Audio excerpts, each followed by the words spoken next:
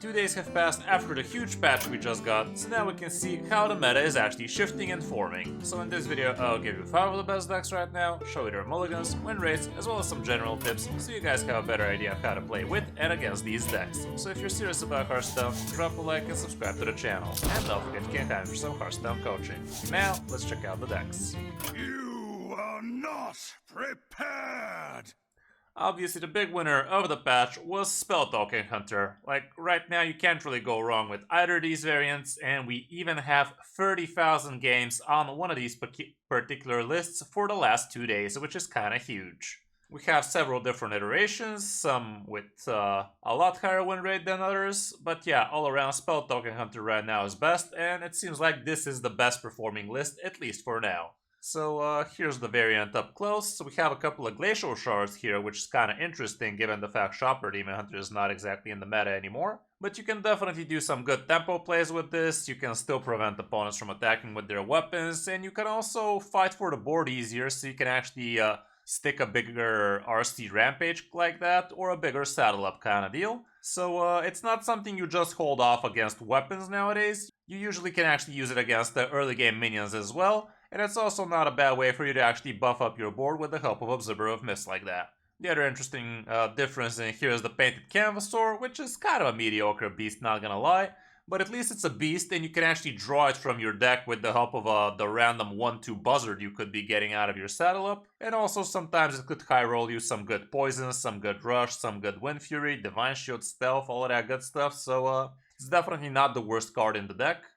Even though it's probably the first thing you might consider switching from, so there's that too. Another interesting inclusion is a couple of kill commands, so you can actually have a bunch of reach from hand if you actually lost the board. We also have a single copy of Camouflage Mount, which is not bad. Barracuda Bane helps you with the card draw. And yeah, the rest is regular Spell-Talking Hunter. Obviously, Ziliax's discount with +1/+1.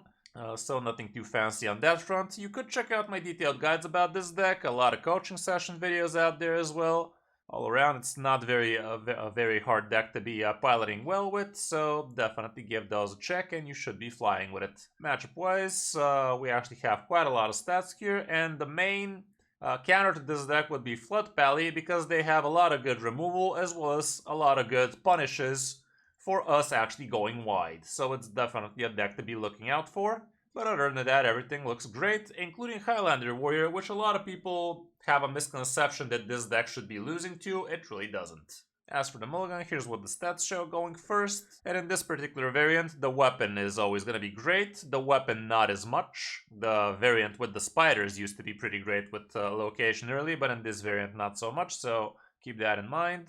Some of the good 1-drops can be a keep, RC Rampage is huge, and Saddle Up can also be insane, but try to have a decent hand for the Saddle Up keep. Even Ziliax might be a consideration in certain matchups, like if you're against the Mirror, if you're against the Pally, that kind of deal, Ziliax might actually help like that, but be smart about it. As for on the coin, the situation is similar. Agromar never a keep. You still want your snakes, they're pretty much premium, and you can use them to cheat out extra Saddle Up action like that. The weapon is still huge, same with RC Rampage, and Ziliax is still nice. And yeah, some of the good 1-drops and Saddle Up can also be great.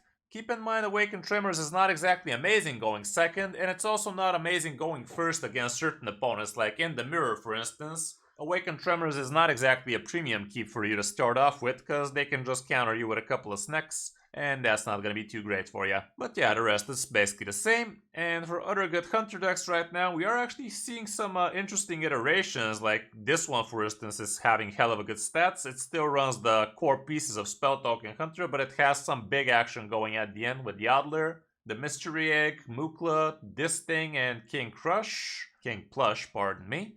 And yeah, that also kind of looks interesting, so if you're up for some a different style of Spell-Talking Hunter, this is actually looking quite spicy, and it's still running the good core pieces from the other stuff. Other than that, the rest is just Spell-Talking nonsense. On the number 2 spot, it's gonna be the deck that actually counters the best deck, and that's gonna be Flood Pally. And Flood Pally actually was pretty nice before the patch came out, because it was countering Zarimi Priest nicely, but now it's still doing amazingly well, like against the Spell-Talking Hunters, which in the past it also did well against. So yeah, this is literally the exact same list that was actually showing you before the patch came out. We had a coaching session with Jadis, you might have checked it, and the deck is pretty nice. You have 3 very good sticky 1-drops. You have Hand of Adol for extra cycle and damage, Hi-Ho for extra cycle and also a sticky minion. Mining Casualties, the Showdown is amazing, especially if you combo it with Prismatic Beam, with Ziliax, with Sea Giant. And if you actually have already a Crusader aura active, or 2, because now you can actually stack auras, you could even just straight up play Showdown and ram into the free freeze, and you're gonna be ending up with 5 ones like that, which is kind of cool. Muster for Battle for wider boards, Trinket Artist so you can draw a Divine Shield minion as well as a Crusader aura, single copy of Boogie Down so you can fin out the deck with free 1-drops.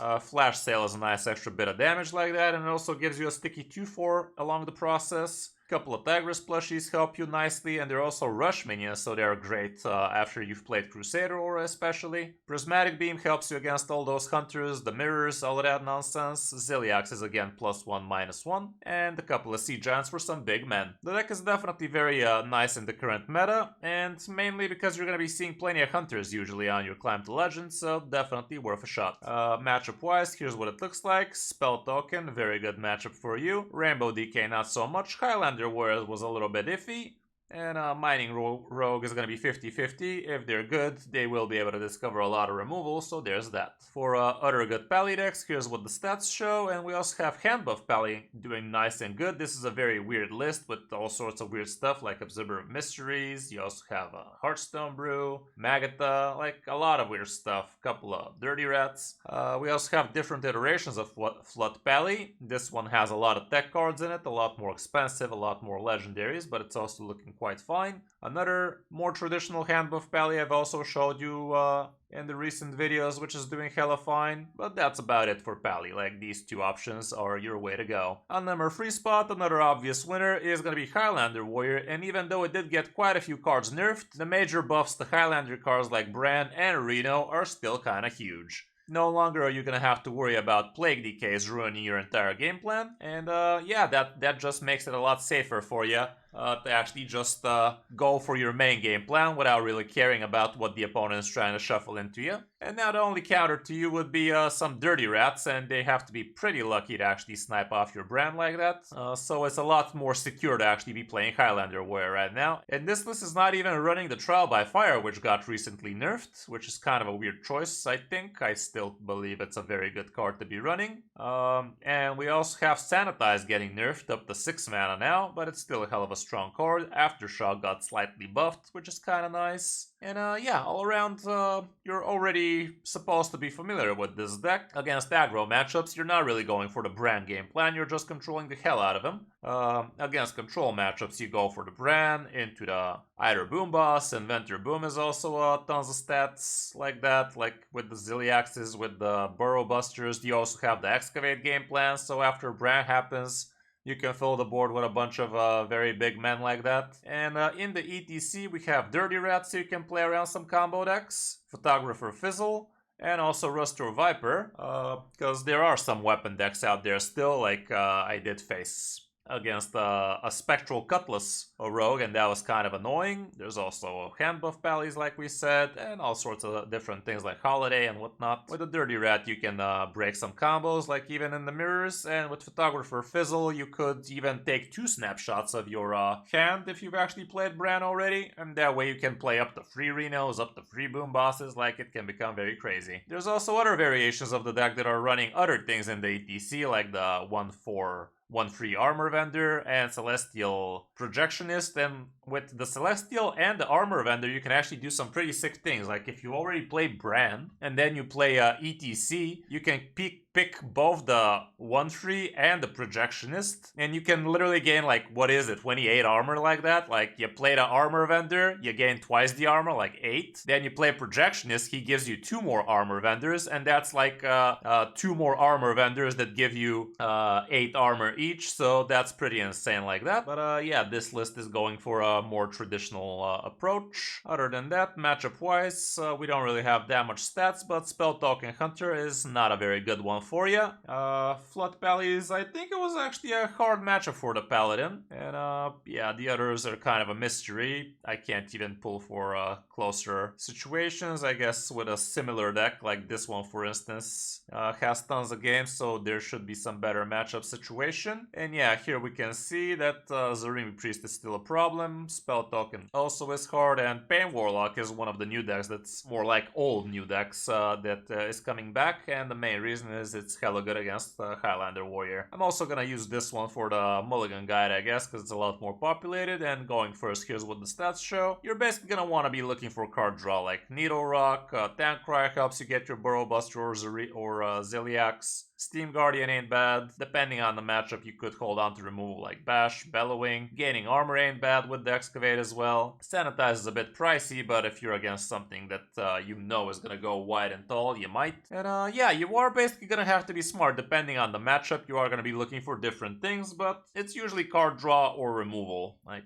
those are the two things you're usually looking for, and Bran is also not a bad thing to be holding on to, unless you're expecting them to be having Dirty Rats early. As for on the coin, the situation is not much different, so yeah, basically mulligan accordingly. It's all about what matchup you're playing and what you will be needing in those matchups, but if you're not really sure what you're going to be needing, card draw usually has you covered on that front. Other good warrior decks right now would be... basically that's about it. I mean, Highlander Warrior is the way to go. Odin Warrior should still also be out there, but it does seem like it's a lot worse. Like, wow, it got demolished by the latest nerfs, huh? Like, it did nerf the Trial by Fire hard, the Sanitize. It actually took a beating. This is actually a weird variant of the list though. Like, isn't this the free variant with Chorus Rifts and shit? Definitely this is the loner deck, so that might explain a lot. It's probably not as bad, I would like to think at least, but I guess it's not very popular either. On the number 4 spot, we have this Snake Warlock I was talking about, and again, the reason why we have this deck back is mainly because it's very good against things like Warrior right now. Warlock definitely took quite a few nerfs, but this variant is actually looking quite nice right now. You guys probably remember what this deck was trying to do. They basically excavate a bunch, and once they get their snack, they start bouncing around with it, with Saloon Brewmaster, with Youthful Brewmaster, all of that nonsense. Zola's even in here. And you basically get to suck the opponent dry of health. Like, you're literally removing the health from them, so even if they have armor, if you suck their final life, they can't even heal more than the life they have left. So it's a pretty annoying thing to be facing, especially if you're a control slow deck. So that's the reason why this deck is back in town. The list looks pretty close to what it's supposed to be, optimally probably. I've heard that people say the Tramp Conductor is not exactly super important, but he can also be quite the nice tempo on turn 7, so there's that. But yeah, basically the name of the game is excavate quickly, and then start bouncing the snake, and try actually not to leave the snake in the open. You always want to be able to bounce it back, unless you're literally killing the opponent like that. But yeah, Alexstrasza might also help you like that if you're against opponents that don't heal much. She basically slashes the opponent in half, and yeah, cool stuff, cool stuff. Matchup-wise, we don't have too much stats, but like I said, you're gonna be great against Highlander Warrior, not so much against Spell Token Hunter, so depending on what you face a lot, you might either play or not play this deck. Here's what the stats show going first. We don't have that much stats, but we still have a good idea. The Moarg Drillist is a pretty nice card to be having, especially with cards like Endgame nowadays. It helps you double it up easily. You don't have too many demons on the deck, so this way you get double this guy up quite nicely. Sergeris is another demon you have, so there's that.